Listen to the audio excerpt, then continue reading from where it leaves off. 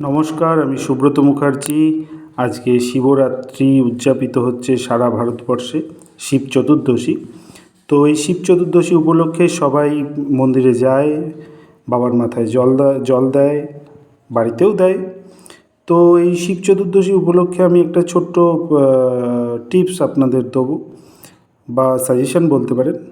স্বামীজি বলতেন, শিব জ্ঞানে জীব সেবা, অর্থাৎ শিবকে জ্ঞান করে জীবকে সেবা করা। শিবকে আমরা যেভাবে পূজা করি, অর্চনা করি, সেভাবেই জীব সেবা করা। তো জীব মানে যার প্রাণ আছে।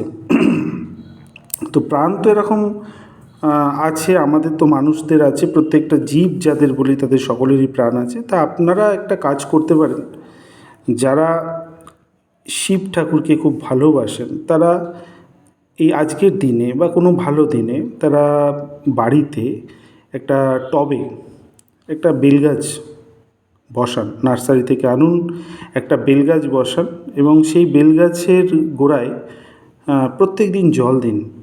প্রত্যেক দিন বেলগাছের গোড়ায় জল দিন।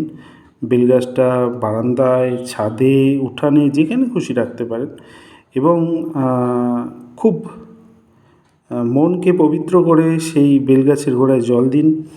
এবং তাতে কি হবে, প্রত্যেকে এই শিবরাত্রি যেমন অনেকে পালন করে, শিবরাত্রির দিন মন্দিরে অনেক নতুন মুখ দেখি, অনেক ভিড় দেখি। সেরকম যদি সবাই বাড়িতে একটা করে বেলগাছ রাখে, তাহলে সবুজায়নের ক্ষেত্রে আমাদের খুব উপকার হবে।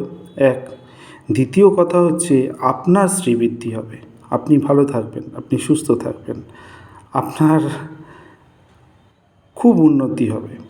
এবং এখনকার যে বেলগাছ সেগুলো অনেক বড় হয় না, নার্সারি থেকে নিলে সেগুলো ছোট্টোর মধ্যে বেশ সুন্দর একটা শেপ ধারণ করে। তো শুধু শিবের মাথায় জল তো ঢালবেনই, সেখানে তো কিছু বলারই নেই, দ্বিমতও নেই।